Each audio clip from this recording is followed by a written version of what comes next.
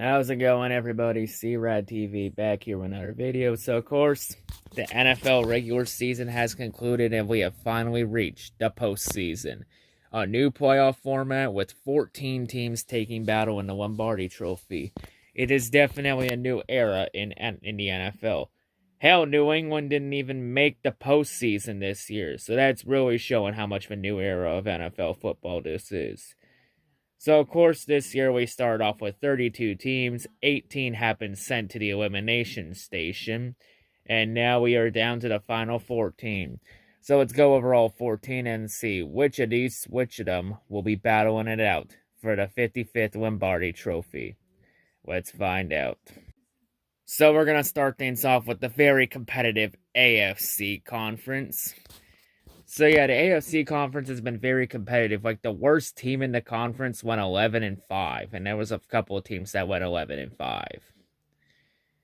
So hell, a 10-6 team missed the playoffs under this format, where a lot of us said that 10-6 should guarantee you a spot. Guess there's no guarantees in life, but yeah, all it took to make the AFC competitive was just get rid of Tom Brady. Man, I wish life was that simple. But anyway, moving on, of course. So starting things off, we have, of course, the number 1 seed, the reigning, defending, undisputed Super Bowl heavyweight champions of the world, the Kansas City Chiefs. And the Chiefs this year, they picked up right where they left off. They've just been outright dominant this year. Like, you look at the Chiefs roster this year, it's effectively the same team, with a couple upgrades in there. So let's go over this roster. So of course, the quarterback for this well-oiled machine is Patrick Mahomes, who has turned to one of the top QBs in the league. One of the things that makes him one of the best is how quick he can get that ball out. I don't know, a lot of people say Brady is a lot quicker getting the ball out because Brady has a larger body and a larger frame of motion to work with. Mahomes is just as fast as Brady now. Like, Mahomes is literally the new Tom Brady. So yeah, Mahomes has just had a very dominant season, and it's really showing this year. And of course, I'm at running back. They did originally have Damian Williams as their go-to running back, but he opted out before the season started. So they've relied heavily on the rookie Clyde Edwards-Helaire, but he is questionable. He would have been questionable this week, but the Chiefs are the only team with a round 1 bye, so he should be good to go for the divisional round, as he is suffering from an ankle injury. But they do have a solid backup option, though, in Le'Veon Bell. Hopefully, as the Chiefs are hoping that Le'Veon can regain the form he had with the Steelers now with the Chiefs. And, of course, Tyreek Hill and Sammy Watkins are both battling injuries. Tyreek Hill is battling a hamstring injury, and Sammy Watkins is battling a calf injury. So kind of a good thing that they got the bye week so they can get all rested up. But they do got solid receiving options too, and names like Travis Kelce, one of the top tight ends in the league. And they also got Ricky Seats-Jones. On defense, a lot of playmakers on defense. Got names like Frank Clark and Alex Okafor holding the defensive line, the ends on the defense, and then you got in the middle Chris Jones, and you got Derek Nadi in the middle holding up the front. On the linebacking core, well, Anthony Hitchens, he's on the reserve list for COVID. And Willie Gay is also battling an ankle injury too. But they do got Damian Wilson. So yeah, that's the linebacking core. For the secondary, DeAndre Baker is currently out with a leg injury, but they do also got other options too, like Brashad Breeland. They also got Tyrann Mathieu, the former Honey Badger, along with Juan Thornhill and Charvarius Ward. Of course, the head coach for this squad is, of course, one of the best coaches of his generation, and Andy Reid. Literally, Andy Reid, we all know about him. Finally ended his legacy of failure last year. Of course, one of the greatest coaches in the game. Gonna be a future Hall of Famer one day. So, of course, for Andy Reid, very simply, there's one next goal left to do now that you ended your legacy of failure. Win another championship. Form a dynasty. That's how you do it. So yeah, now Andy Reid, he had the taste of the Lombardi. Now he wants more. So, of course, for the offensive coordinator, of course, it's Eric Bieniemy. But this could be Bieniemy's last year with the Chiefs, since he is rumored for a lot of teams to get a head coaching gig. And he's probably going to get a head coaching gig in the future. If I had to make a bet, I'm thinking probably either the Falcons or the Texans. I think he's either going to go to Atlanta or Houston. For the defensive coordinator, it is Steve Spagnuolo. Oh, I probably botched his last name. Sorry, but yeah, just a bit of a tongue twister. But overall for the Chiefs, Chiefs this year, they're 6-2 at home and 8-0 on the road. So they've won every game on the road. And winning on the road is going to be crucial if you want to win the Super Bowl. Especially since you're going on the road for the Super Bowl. Of course, for the Chiefs' offensive and defensive rankings, the Chiefs' offense is the number 1 ranked offense in the league. Number 1 passing the ball and 16th running the ball, so mid-pack and running the ball. But when Mahomes is throwing that ball with authority and chucking it with the might of Zeus and the might of Hercules, yeah, you don't really need a run game yet. And the defense is ranked 15th. It's 14th against the pass and 21st against the run. So defense is around mid-pack. But hey, when Mahomes is chucking that ball down, the Chiefs can average almost 30, 40 points a game. I guess he may not need a defense yet. So yeah, just looking at the Chiefs' offensive talent, this team is going to be the team to beat in the AFC side. And of course, with them having home field throughout the playoffs, it means the road to the Super Bowl goes through Kansas City and Arrowhead. But yeah. Next up on the list, we have the Buffalo Bills. The Buffalo Bills have finally ended New England's dominance of the AFC East. And the Bills have won their first division title since 1995. And they've had a really good year. So, of course, on the Bills, let's go over the talent on this team. So, of course, at quarterback, you have Josh Allen, who's had a very quiet season for the MVP race. So yeah, Josh Allen has really stepped up and become one of the top QBs of his time. One of the top QBs in the league for sure. And of course, for running backs, it's a dual threat running back toss-up between Zach Moss and Devin Singletary. For receiving options, Cole Beasley is going to be questionable for the wildcard round, since this year, only the top seeds in the AFC and NFC get a round 1 bye. So yeah, Buffalo has to play in the wildcard round. So yeah, Cole Beasley, he's questionable for the wildcard round with a knee injury. And Stephon Diggs is also questionable for the wildcard round with an oblique injury. But they also got other solid options at receiving, like John Brown, and they also got Dawson Knox. And they also got a receiver they traded for in Kenny Stills. So yeah, some solid options on the offense for sure. On the defense, ton of playmakers. You got, on the ends, you got Mario Addison, and you got Jerry Hughes.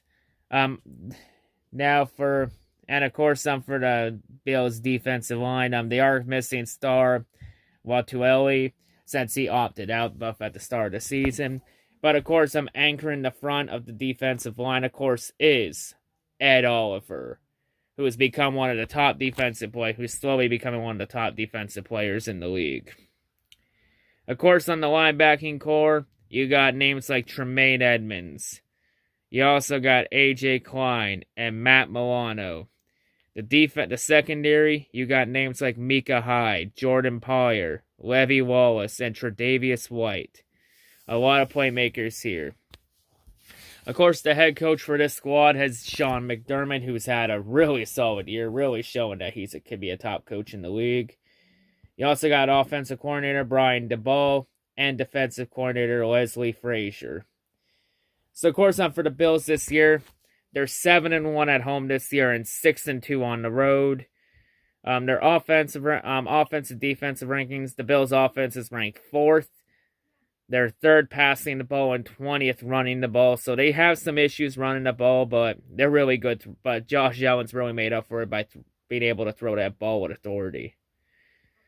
The Bills' defense is ranked 13th, so around mid-pack. They're 13th against the pass and 17th against the run. And Josh Allen's also been really good at throwing balls against really good defenses. That allowed the few. I believe the last 3 or 4 games he's faced the 3 or 4 defenses that have allowed the fewest touchdowns in the league. and he's thrown at least 4 or more touchdowns against all of them.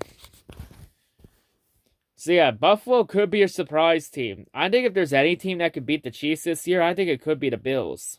See, I'd say watch out for the Bills here.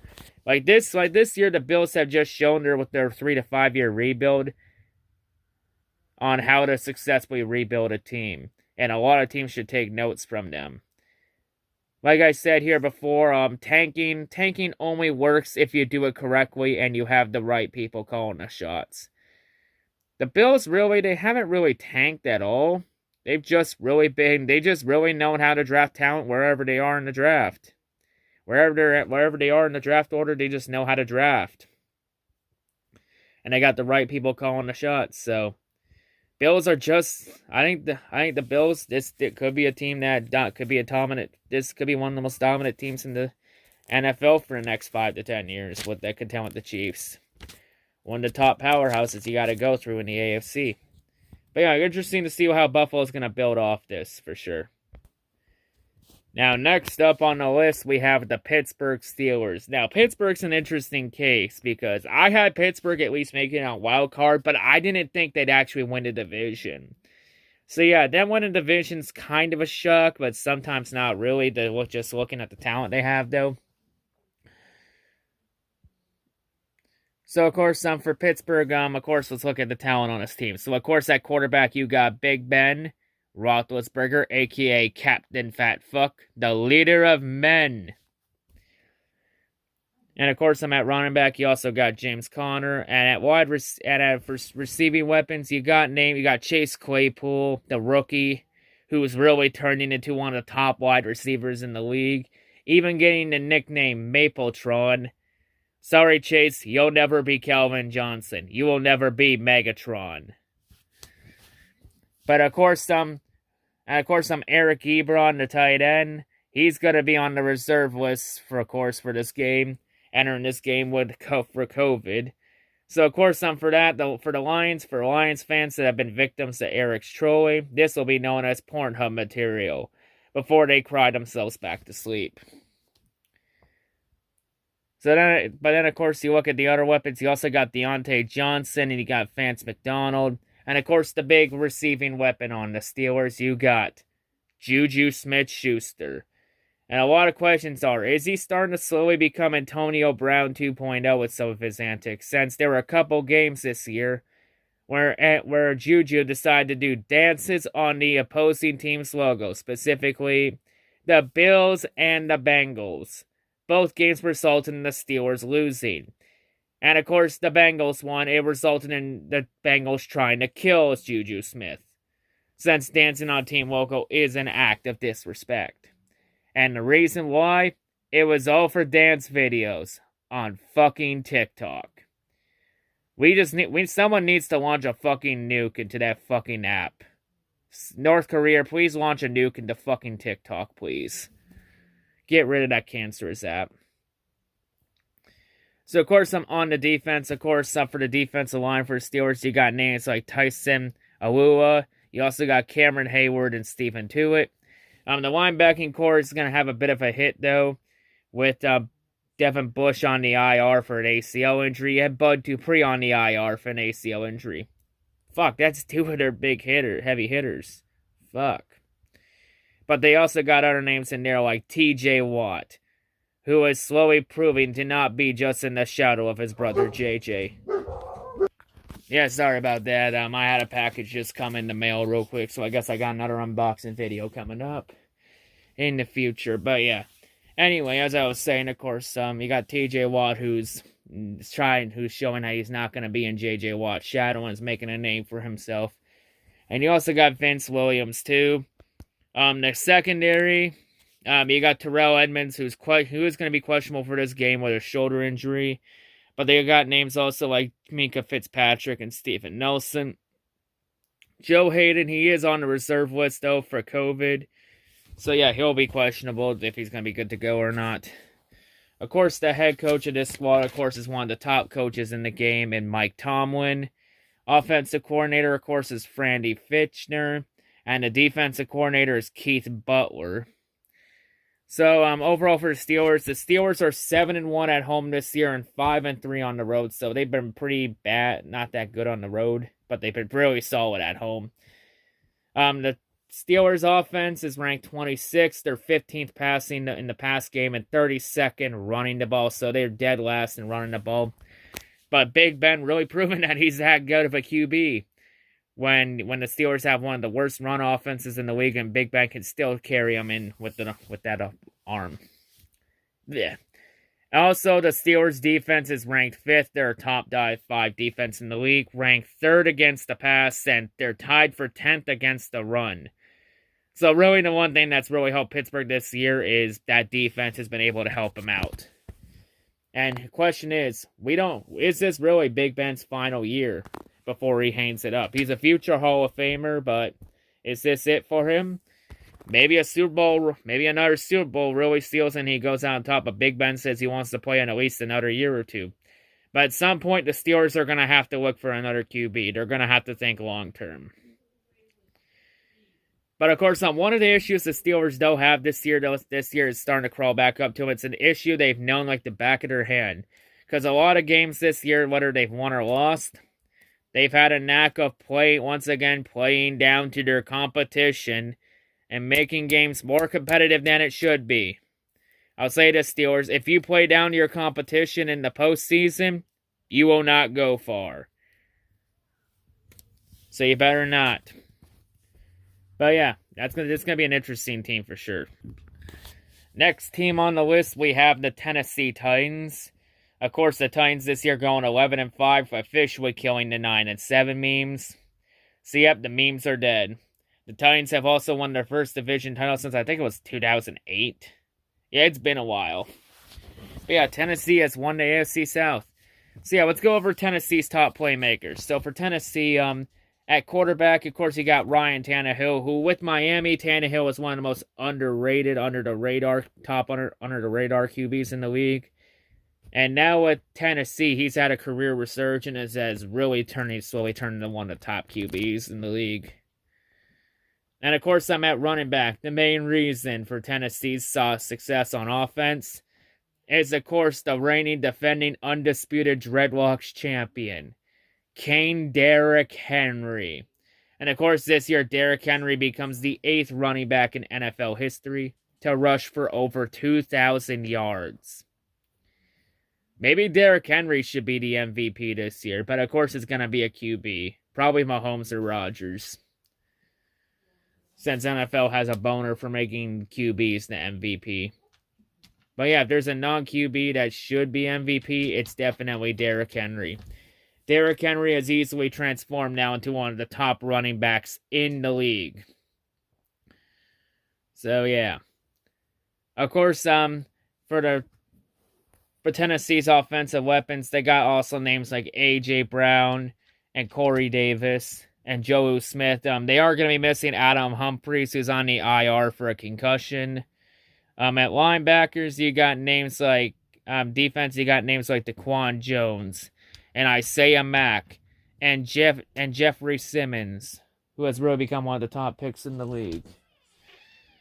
Of course, they are going to be missing Jadeveon Clowney, who's on the IR with a meniscus injury. For linebackers, names like Vic Beasley Jr. and Rashad Evans and Harold Landry. They are going to be missing Jaylen Brown, who's on the IR with an elbow injury.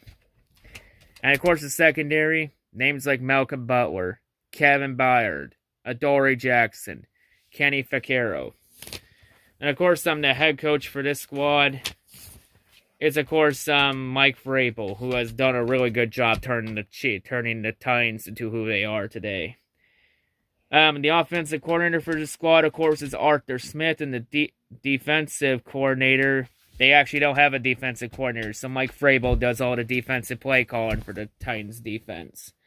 But for Arthur Smith, this could be his last year with the Titans, since he has also been rumored to be getting some looking for head coaching jobs too. Been rumored to a lot of coaching jobs too, so interesting to see where he goes. But yeah, so far for the Titans this year, the Titans are 5-3 at home, and they're 6-2 on the road. So they've been really good on the road and been pretty okay at home. The Titans' offense is ranked 3rd. They're 23rd passing the ball, and they're the number 2 running offense in the league, off the back of Derrick Henry rushing for 2,000 yards. So yeah, one of the things that really helped Tennessee this year, being able to run the ball, keeps the Titans' defense off the field for as long as possible, which is a good thing. Considering the Titans' defense is ranked 28th in the league, 29th against the pass, 19th against the run. So their main issues has been in the pass game, where they've had issues and give up too many big plays. So yeah, the biggest question mark on Tennessee's defense is, can Tennessee's defense perform when it matters the most? That's the big question. But I think the big key for Tennessee, though, is just give Henry the ball throughout the playoffs and keep the defense off the field for as long as humanly possible. But yeah, Tennessee, of course, last year Tennessee was very underrated under the radar. Maybe Tennessee can try and pull another surprise run and get hot at the right time again. We'll have to see. Next up, we have the Baltimore Ravens. The Ravens, they kind of had a bit of a step back year. You know, after being the number 1 seed last year and dominating the league. Lamar Jackson being the MVP last year. Really taking a step back. Probably the Madden curse probably is back. And Lamar Jackson being on the cover for Madden 21 may play a factor. But who knows? So, of course, for the Ravens this year, let's take a look at their roster. So, of course, for the Ravens at quarterback, you got Lamar Jackson, who looks more like a running back than a quarterback, but hey, since he just likes to run the ball on. But hey, no shame in running the ball, keep the defense off the field. No shame in that. And of course, at running backs, they got dual threat running back options with names like Mark Ingram and J.K. Dobbins. Of course, at receiving weapons, you got names like Marquise Hollywood Brown. You got Miles Boykin, and you also got Mark Andrews. And they also brought in Dez Bryant. So they got weapons on offense to get the job done. On defense, a lot of playmakers. Names like Calais Campbell, Brandon Williams, Derek Wolfe. Of course, the big piece they acquired at the deadline, Yannick Ngakoue. He is going to be questionable for this game with a thigh injury. But in the linebacking core, more playmakers. Names like Jalen Ferguson and Matthew Judon on the outside. The inside of the linebacking core anchored by Malik Harrison and the rookie Patrick Queen. Of course, the secondary, playmakers galore. Names like Chuck Clark, Marlon Humphrey, Marcus Peters, and Earl Thomas. A lot of names on this secondary. Of course, the head coach for this, of course, is the better Harbaugh brother, John Harbaugh, who is definitely a lot better than his brother, Jim Harbaugh. Of course, the offensive coordinator for this squad is Greg Roman, and the defensive coordinator being Don Martindale. So far, the Ravens this year, their offense is ranked 19th in the league, 32nd in the passing game, but they're the number 1 team running the ball. Mainly off Mark Ingram and J.K. Dobbins having good seasons, and running back Jackson running the ball with authority instead of throwing it. And of course, the Ravens defense is ranked 6th in the league, 6th against the pass, 8th against the run. So it's a top 10 defense, so the defense can keep them in games. The question is, though, is that Lamar Jackson has had issues showing up in big games when it matters, and it's happened in the playoffs where he hasn't really showed up in the playoffs.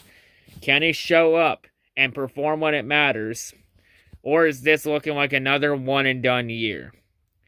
Gonna be interesting for sure.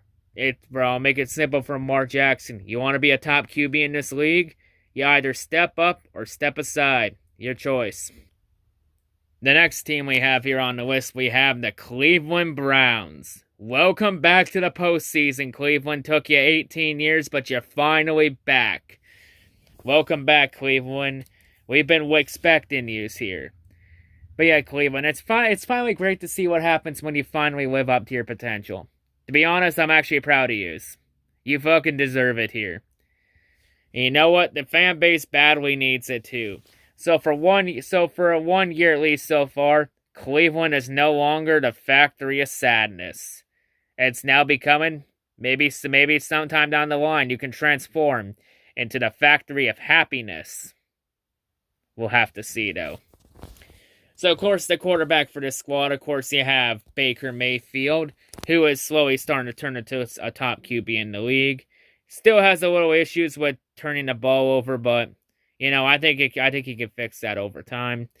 And, of course, at running backs, you got the dual threat options with Nick Chubb and Kareem Hunt. At wide receivers, the Browns are going to be down Odell Beckham since Odell tore his ACL earlier in the year and he's out for the year. But they got other options too, like Austin Hooper, Jarvis Landry, David Ngakoue. Like, they got other options on the offensive side of the ball to throw to. The defense, though, has a lot of playmakers. You got names like Myles Garrett. You got Larry Ogunjobi. You also got Sheldon Richardson. But they are going to be missing Oliver Vernon, who is on the IR with an Achilles injury. And also B.J. Goodson at linebacker is also going to be on the reserve list for COVID, so his status is questionable.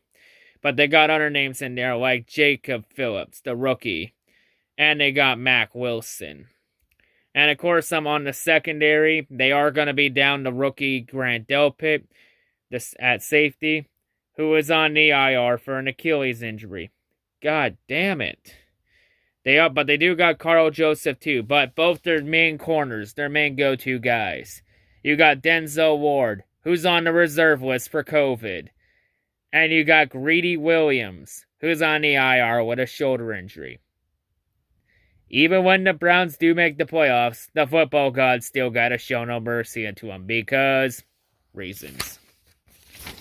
And of course, for the Browns, of course, the head coach for the squad is first-year head coach Kevin Stefanski, as it looks like he's slowly starting to make himself a case for a coach of the year this year. And of course, the offensive coordinator is Alex Van Pelt, and the defensive coordinator for the Browns is Joe Woods. Of course, this year, the Browns, they are 6-2 at home and 5-3 on the road. And the Browns are more likely, if they want to go far in the playoffs, they're going to have to play on the road. So far for the Browns, their offense is ranked 18th. They're 24th in the passing game, but they're the number 3 team running the ball. Mainly that dual threat option of Kareem Hunt and Nick Chubb really helps out too. And Baker Mayfield being a mobile quarterback, that also helps too. The Browns' defense is also ranked 18th, which is around mid-pack like the offense. Defense is 22nd against the pass, but they're 9th against the run, so they're pretty good at stuffing the run. But they give up a few big plays in the passing game. So overall, mid-pack, but the Browns were able to perform well when it mattered the most. Well, except that shit show against the Jets, but hey, all can be forgiven. I don't know, if Cleveland can live up to expectations, maybe they could shock some people and win a game or two. Maybe they could surprise some people. We'll have to see, though. I mean, last year Cleveland had expectations and then they completely shit the bed. This year, they had no expectations, and then they shock everybody and make the postseason. Maybe we shouldn't have expectations on Cleveland, because it seems every time we put expectations on Cleveland, the Browns become the Browns. But maybe if we don't, the Browns cannot become the Browns. Interesting tactics, I would say, for sure. And of course, the 7th and final seed in the AFC, we have the Indianapolis Colts. So, of course, the Colts were able to get in with a win, and the Dolphins shouldn't have bet against the Bills in Week 17, but the Colts deserved to be in over the Dolphins because the Colts performed well when it mattered, while the Dolphins did not. So there. So, of course, at quarterback, you got old man Phillip Rivers. And this could be Phillip Rivers' last season in the NFL before he hangs it up. So, yeah, for the Colts, they might be looking at another quarterback in the future. Maybe they should look at this quarterback in Detroit named Matt Stafford. Or maybe look at a quarterback in the Eagles and Carson Wentz for options. They got some options.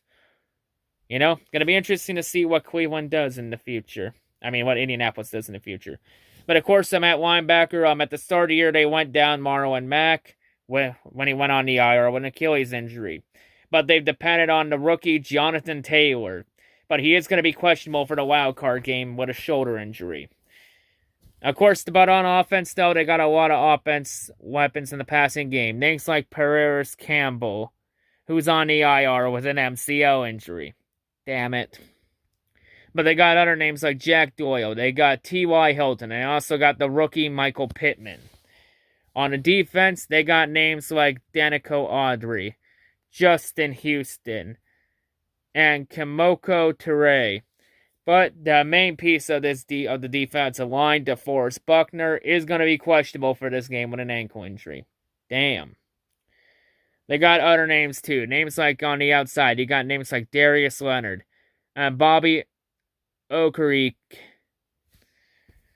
So yeah, that's going to for that linebacking core. And you also got in the middle Anthony Walker.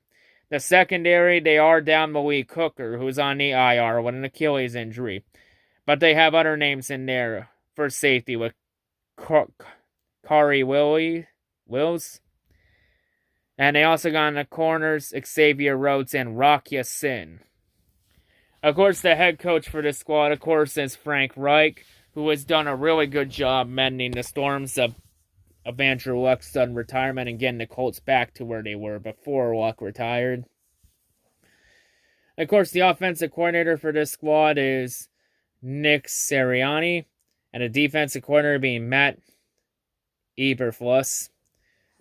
So yeah, interesting for sure how they've done this for sure. Of course, the Colts are 6-2 at home, but they're 5-3 on the road. Colts offense is ranked 16th. They're 11th in the passing game and 11th in the run game, so they've been a mid-pack offense. The main thing that's helped the Colts, though, is the defense. Defense is ranked 7th in the league, so a top 10 defensive unit. 20th against the pass, number 2 against the run. So they've been really good at stuffing the run. They've had a couple issues giving up big plays, but really still a solid job and a solid turnaround. Hats off to Chris Ballard for once again taking a tough situation and turning into something good. But yeah, maybe the Colts can get hot at the right time and ride in the playoffs. Maybe try and give Phillip Rivers that one ring before he retires. But yeah, that is the AFC playoff picture. Let's now focus to the NFC. So now we shift things over to the NFC side of the plate. We have, of course, we have the Green Bay Packers, who are the number 1 seed this year. And yeah, and the Green Bay's the only team that gets a round 1 bye in the NFC. So that's going to be interesting. So yeah, the road to the Super Bowl this year goes through Lambeau. And it's extremely tough to play at Lambeau in January. So Green Bay could be the team to beat now in the NFC. So, of course, for the Packers, you have at quarterback, of course, Aaron Rodgers, who is pretty much going to be the MVP this year, since he's had the best season for a QB this year. This is easily the best year of his career. So, yeah, the question is, how would he respond to the Packers drafting a quarterback in the first round this year? By having a career year. I guess that always helps when you play pissed off. You play with a chip on your shoulder, you always perform better. Hey, if it gets results, you can't complain about it too much. I guess Packer fans aren't going to complain about it now too much. And of course, at running back, you also got Aaron Jones, who's one of the top running backs for the Packers. Of course, for a wide receiver and weapons on offense, you got names like Devontae Adams, Alan Lazard. You got Marquez Fultz Scandling. You also got Jay Sternberger at tight end.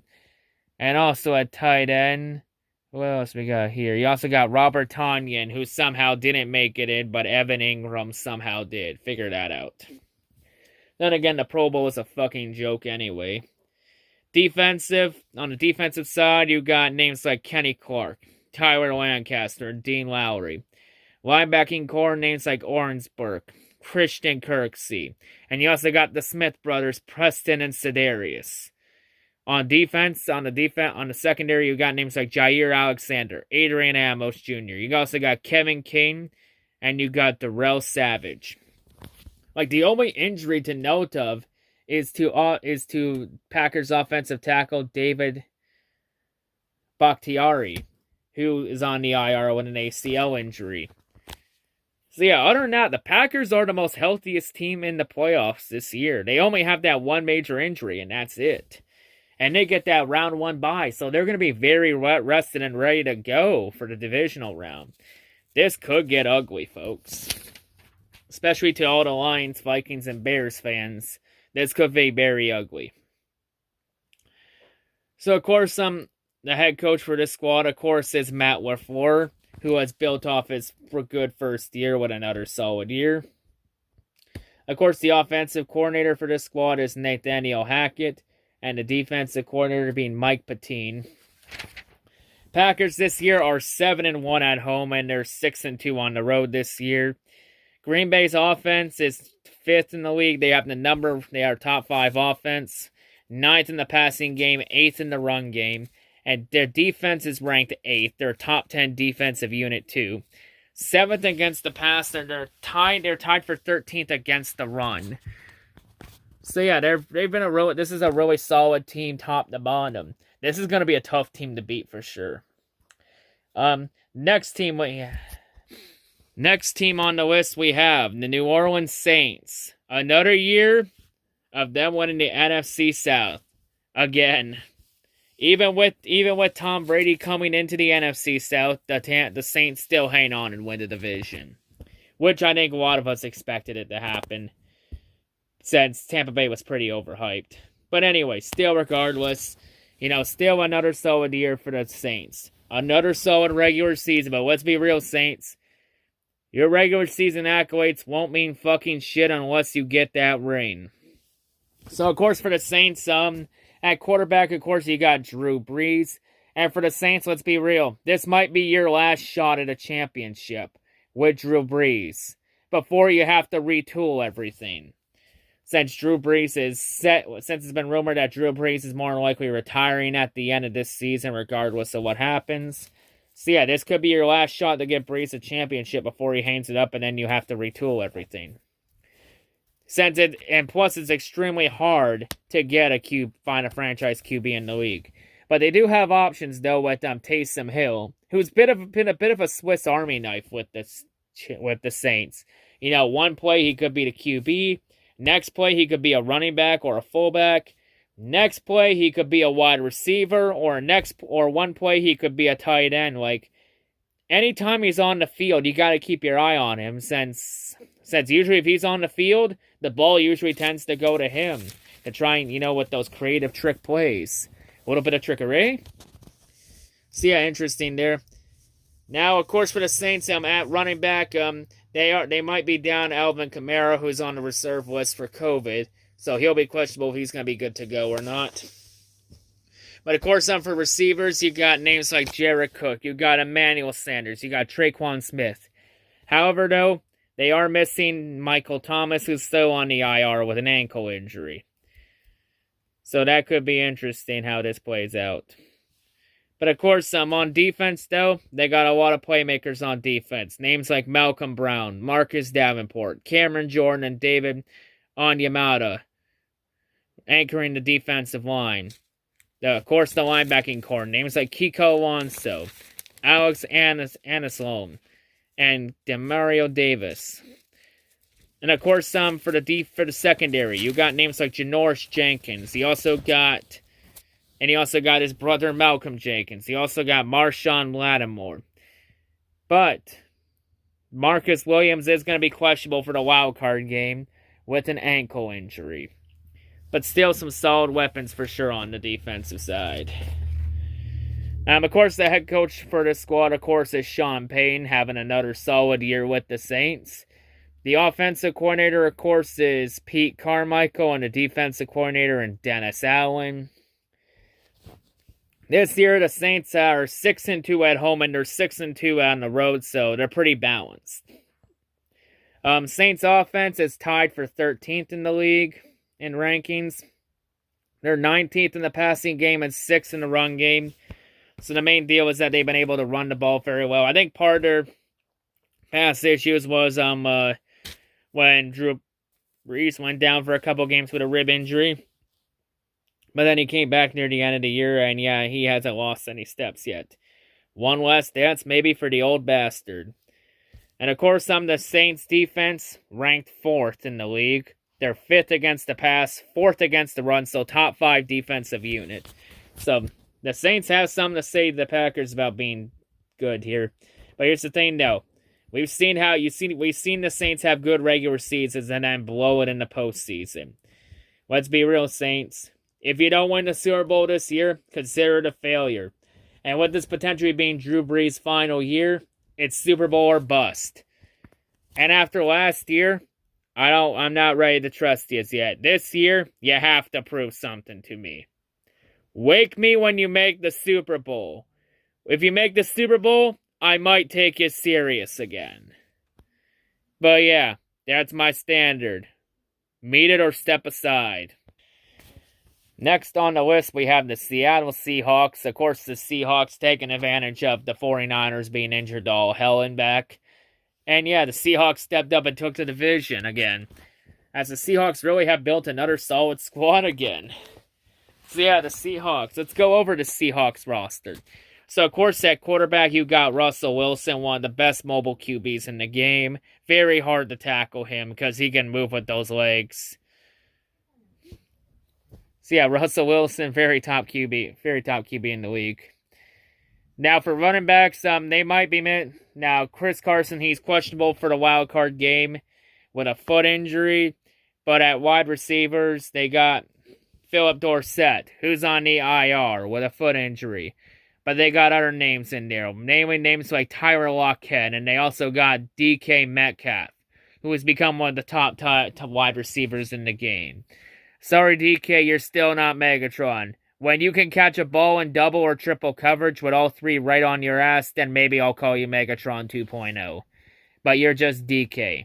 And hell, DK, instead of being the next Megatron, just become the first DK Metcalf. And of course, at tight end, you got Greg Olsen. And they do have Josh Gordon, but he's still suspended for violating the NFL substance and abuse policy.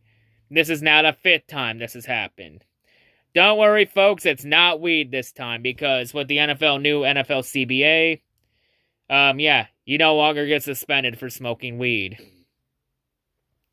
And plus, smoking weed is legal in the state of Washington.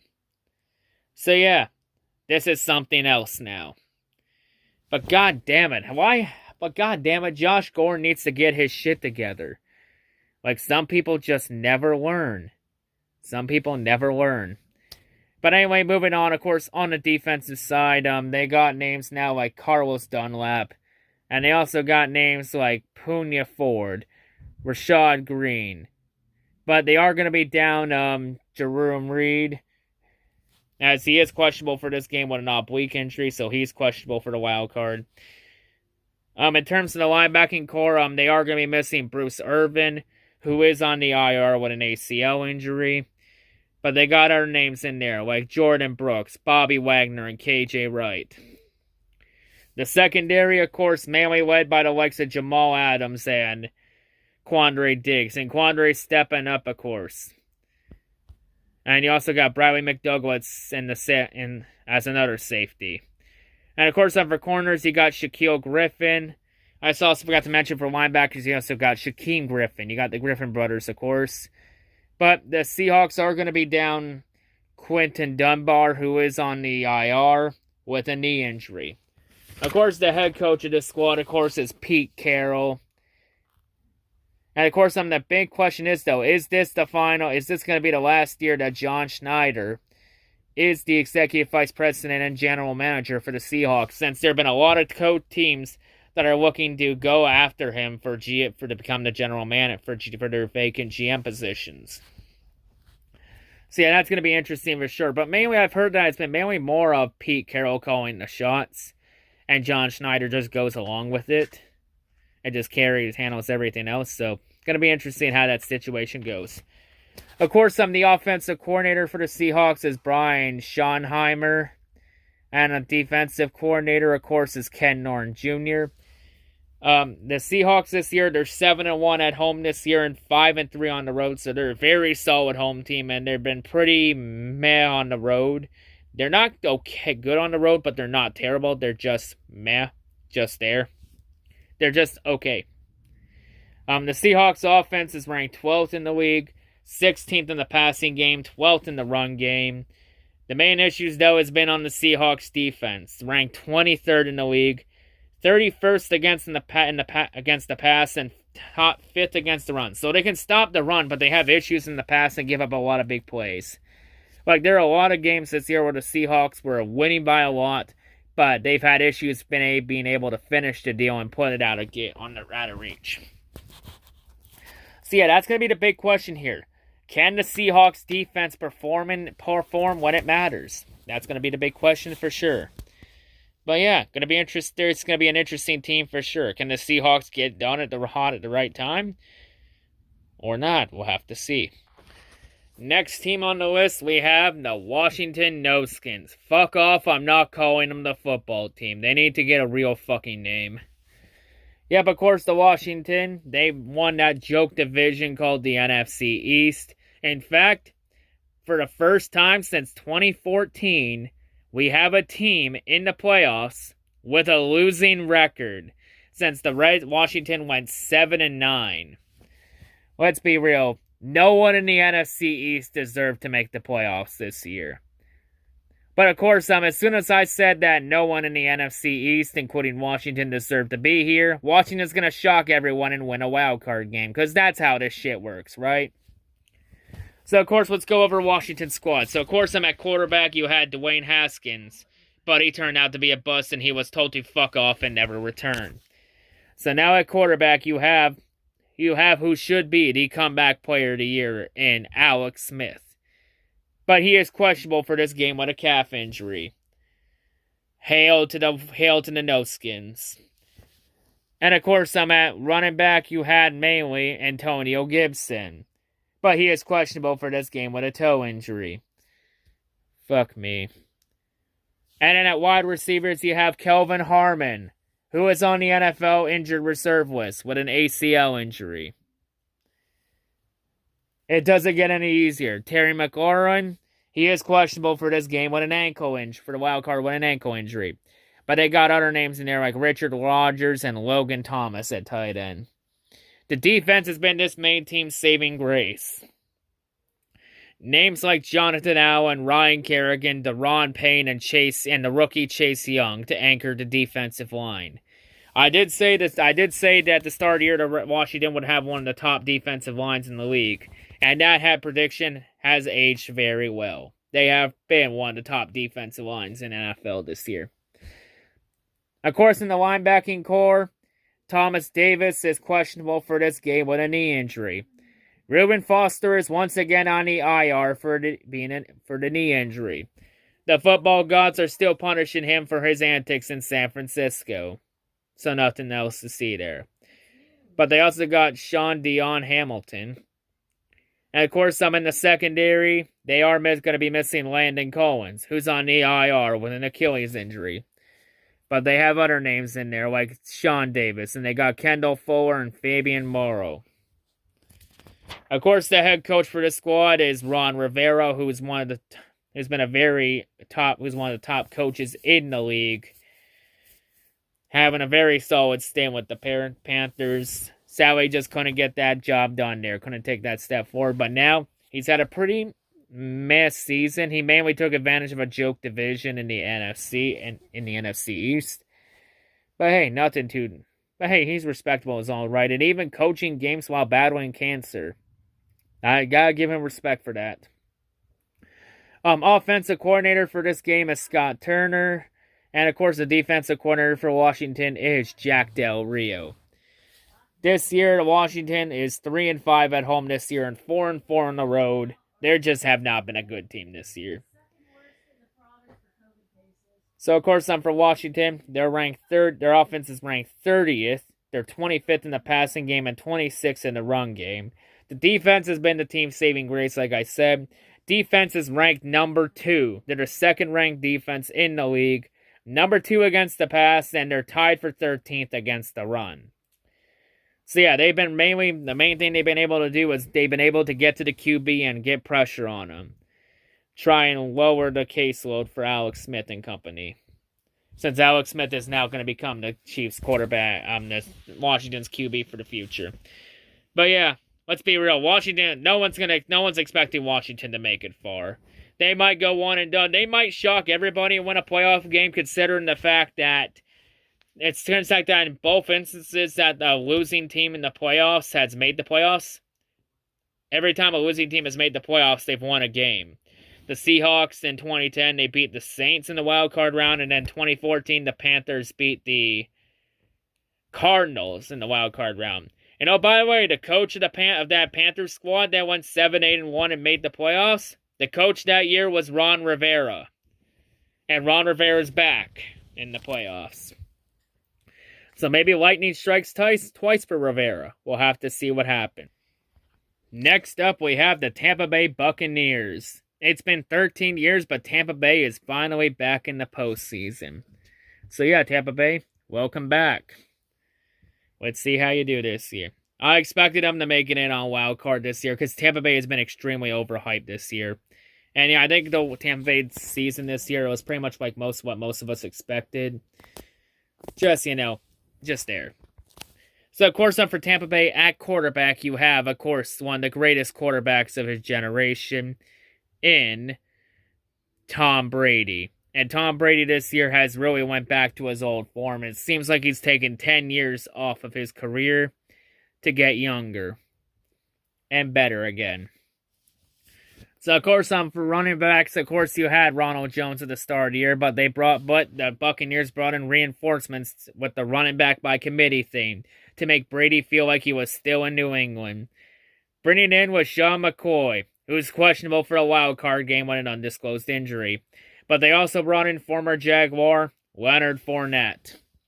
And of course, at receiving weapons, you got Mike Evans, who's questionable, after he suffered that pretty bad knee injury and in the Tampa Bay's final regular season game of the season against Atlanta, after Evans crossed the 1,000-yard mark this season and then gets injured. Football gods are cruel bastards, that's all you need to know. But they got other names in there too, like Chris Godwin, the rookie Tyler Johnson, and they also got one of the top tight ends of his generation, and Rob Gronkowski. And it seems like Gronkowski taking a year off was all he needed, since he's been able to stay healthy for the first time in what feels like goddamn ages.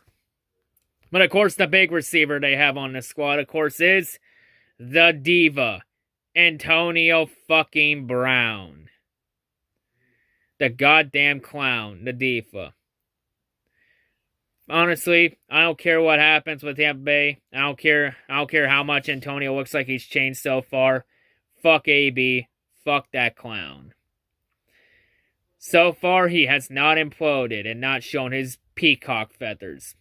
Yet. Not a matter of if he becomes a diva again in Tampa Bay, but when. All I say so far is, okay, what's the catch?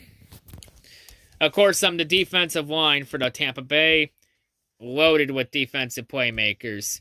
You got names like William Golson. You also got Ndamukong Suh and Vita Vea.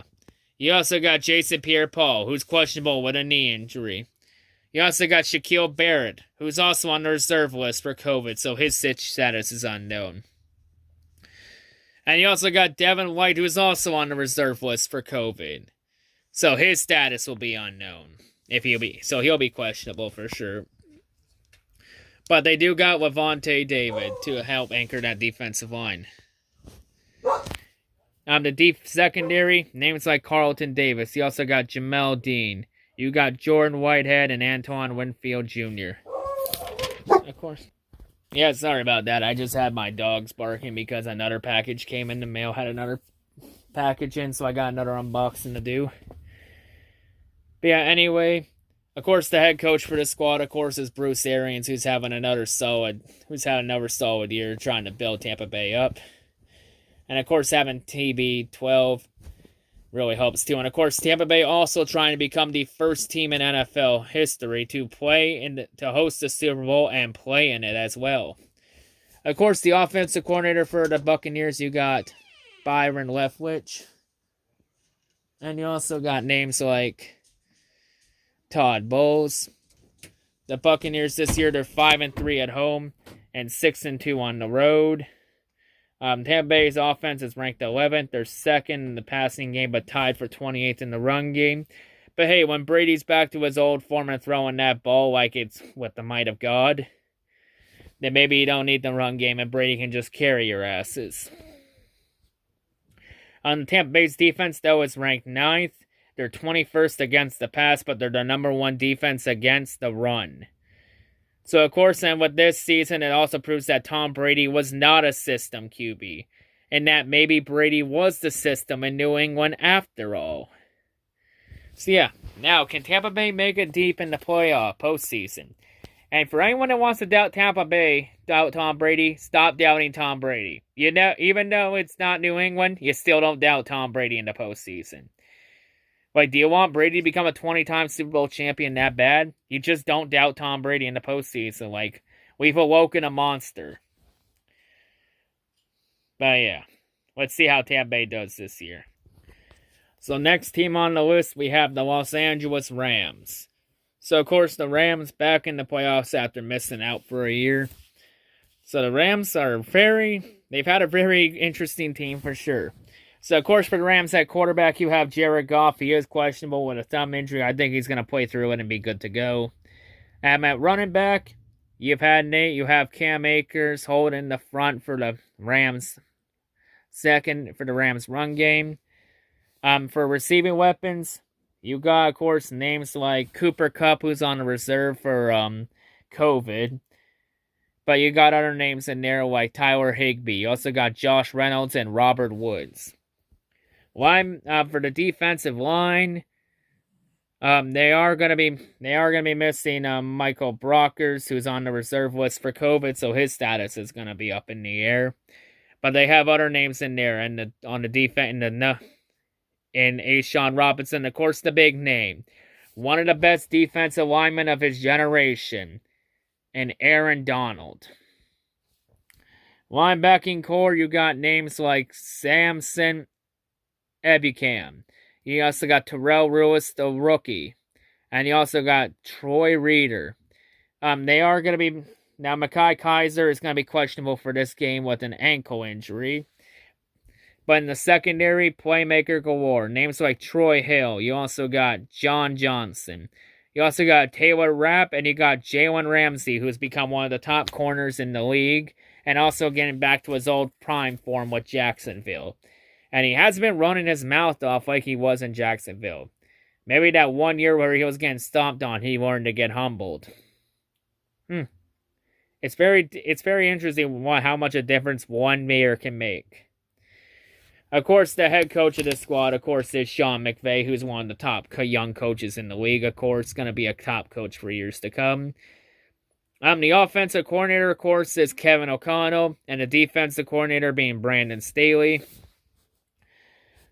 This year, the Rams, they're 6-2 at home this year. They're 4-4 on the road. So they've been a good home team, but they've been a pretty mediocre road team. They've had issues winning on the road. Rams offense this year is ranked 15th. They're 13th in the pass game and 10th in the run game. So top 10 in running the ball, and they've been a mid-pack offense. The main thing that's kept the Rams in it, though, is the defense. They are the number 1 ranked defense in the league. Number 1 against the pass, number 3 against the run. So if the Rams are going to make it far in the postseason, it'll be on the defense. Can the defense keep them in and the Rams get hot at the right time and make another deep postseason run? Or not? We'll have to see, though. Can Sean McVay come up with some creativity? We'll have to see and find out. And, of course, the last team in the NFC playoff bracket, we have, of course, I saved the best team for last. We have the Chatoilet Bears. Oh, my God, the Bears. Bears have made it in with an 8-8 record. Oh my God. How in the hell did the Bears make the postseason? Oh, that's right. The Bears shouldn't even be in the postseason. They only got in because Arizona lost to the Rams in Week 17. Hell, Chicago looked like absolute shit against the Packers in Week 17. Let me be real. Chicago does not deserve to be in the postseason for sure. Like, Chicago has no business being here. Like I said before, if Chicago cannot show up and perform when it matters, they don't deserve the opportunity to play in the postseason. But they controlled their own destiny and had a couple things go their way, so fuck it. And of course, I'm at QB. Their QB carousel has been interesting. At the start of the year, the QB was Mitch Trubisky. Then, week 3 into the season, Nick Foles got the start until he got injured. And then Trubisky came in around week 12? Week 12? Yeah, week 12. And Trubisky's been the starter since. So, of course, for running back, you got David Montgomery. For wide receivers, you got names like Jimmy Graham and Cole Kmet, along with Anthony Miller and Allen Robinson. Defensively, they are missing Eddie Goldman, who opted out this season. But they got names like Akeem Hicks and Blair Nichols. Linebacking core, they got Robert Quinn and Danny Trevathan. Roquan Smith is going to be questionable for this game with an elbow injury. But they do got Khalil Mack, who is slowly coming back to form. No, I don't want to crank that goddamn jukebox to return to Mack for the postseason. And the secondary, you got names like Kyle Fuller, Tashawn Gibson, and Eddie Jackson. Now, the rookie Jalen Johnson, he is questionable for the wild card game with a shoulder injury. So yeah, his status is up in the air. Of course, the head coach of this squad is Matt Nagy, with the offensive coordinator being Bill Lazor. Of course, one of the things that helped the Bears try and turn things around was Matt Nagy giving up his play calling duties to Blair Nichols. But of course, the defensive coordinator being Chuck Pagano. So of course, Chicago's offense this year ranked 25th, 22nd in the pass game, 25th in the run game. So they've been a pretty bad offense this year. And, of course, the defense is ranked 11th. Number 12, they're 12th against the pass, 15th against the run. So they've been just around outside of top 10 defense. Also, the Bears this year are 3-5 at home this year and 5-3 on the road. Like, let me be real, Chicago fans. The Bears making the playoffs was the worst thing to happen to you. Because now with this, it's going to fool Virginia McCaskey into keeping Matt Nagy, Ryan Pace, and Mitch Trubisky around. They're probably, you know what, as a fan of a division rival, I hope you keep all three around. It blesses my little heart with soul. In fact, I hope you keep Trubisky as your quarterback for the next 5 years. But yeah, this Bears don't deserve to be here in the wildcard round. They'll be exposed for the fucking hacks that they are. But yeah, those are all the teams in the playoffs this year. Now let's move to the bracket. So, of course, here's the wildcard rounds for the AFC and the NFC. So, on the AFC, you got Indianapolis heading to Buffalo. You got Cleveland heading to Pittsburgh. And then you got Baltimore into Tennessee. So, Baltimore, Tennessee, a rematch from last year. And then Cleveland, Pittsburgh, a division rivalry showdown. On the NFC side, you got the Chicago versus New Orleans. You got the Rams versus the Seahawks, so you got an NFC West showdown. And then you got Tampa Bay versus Washington. So, and of course, Green Bay and New Orleans and Kansas City being the only teams with byes. So, out of these 12 teams, which 6 will move on to the divisional round? Let's find out. So here are my divisional round matchups. So the teams I have moving on the AFC side, I got Tennessee moving on, beating Baltimore. I got Pittsburgh beating Cleveland, and I got Buffalo beating Indianapolis. You know, Buffalo's just been really hot as of late. You know, Colts have been hot too, but that's just going to be a game where somebody has to lose. And I think Buffalo just has a lot more. And I think they're going to be too much for Indianapolis to handle. Cleveland and Pittsburgh, you know, Cleveland's just been hampered with injuries. I think it's going to be a close game between Cleveland and Pittsburgh. It's going to be a back-and-forth game, but I think Pittsburgh pulls it off and wins that game. Baltimore, Tennessee, it was a tough one to decide. Actually, Baltimore's the favorite in that game, so this is kind of an upset. But yeah, I think Tennessee wins again. I think Tennessee gets that one. Just Lamar Jackson hasn't been able to show up in the big games when it matters the most. And I think that's going to continue to happen, so I got Tennessee moving on to the divisional round. NFC side, I got Tampa Bay, Seattle, and New Orleans winning. Chicago's a complete fucking joke, and the Saints are going to expose the Bears for the frauds that they are. Seahawks and Rams, that's going to be an interesting game. That's going to be a tough game to call. It could go either way. I just think, the Seahawks just have done a lot more. I think that game's going to be very low scoring. I think it's going to be about which team offense is going to be on the field in the last 2 minutes. I think that's going to be a low scoring game. I'm going to say the edge to the Seahawks, though, because Seattle's been really strong at home this year. And the Rams have not been really good on the road. So I'll take the Seahawks at home in that one. I'll take Seattle to win at home in that one.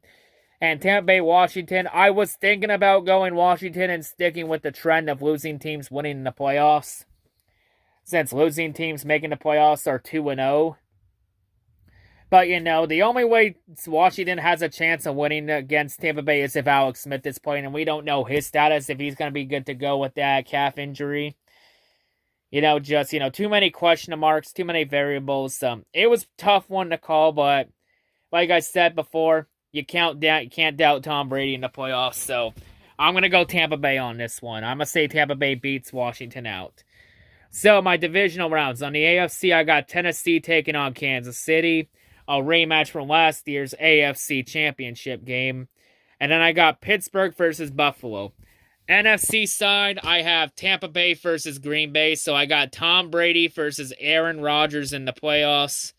And I got Seattle versus New Orleans. Some really good matchups for sure for the divisional round. But out of these 8, which 4 move on to the AFC and the NFC Championship round? So here are my AFC and my NFC championship games. So for the AFC side, I got Kansas City and Buffalo advancing to the championship games. I think in order to beat Kansas City, you got to have a very good defense. And the Titans haven't had a really good defense this year. And yeah, the Chiefs just got so many weapons on offense tonight that you can't cover. So I'm going to go Chiefs to beat the Tennessee in the divisional round. Pittsburgh, Buffalo, that's going to be a very close game, Bo, but I just think Buffalo's been really on a roll as of late, and I think Buffalo takes advantage and moves on. So I think Buffalo beats Pittsburgh out, so there's that side. And then the NFC side, I got Green Bay and I got New Orleans advancing. I know Tom Brady's very good in January weather, but here's the thing, though. Tom Brady's never played at Lambeau in January. And Lambeau is a very different beast in January. And Green Bay is really good at home. And if the elements play right in the Green Bay's favor, Green Bay can really run the table. And keep in mind, though, every time Brady and Rodgers have met against each other, the home team has always won the matchup. So yeah, Tom Brady beat Aaron Rodgers earlier this year, but I think this time Aaron Rodgers gets this one on Brady. So I'm going to take Green Bay to move on there. Seattle, New Orleans, that's going to be an interesting game. Could go either way. But I think the Seahawks are going to get shut down by the Saints. The Saints have just been solid at home. And they just have a really solid defense overall. I think the Saints get it done at home against the Seahawks. So I got New Orleans moving on to the NFC title game. So my championship games. For the AFC, I have it being between Buffalo and Kansas City. For the NFC Championship game, I have it being between New Orleans and Green Bay. But yeah, which of these two will move on?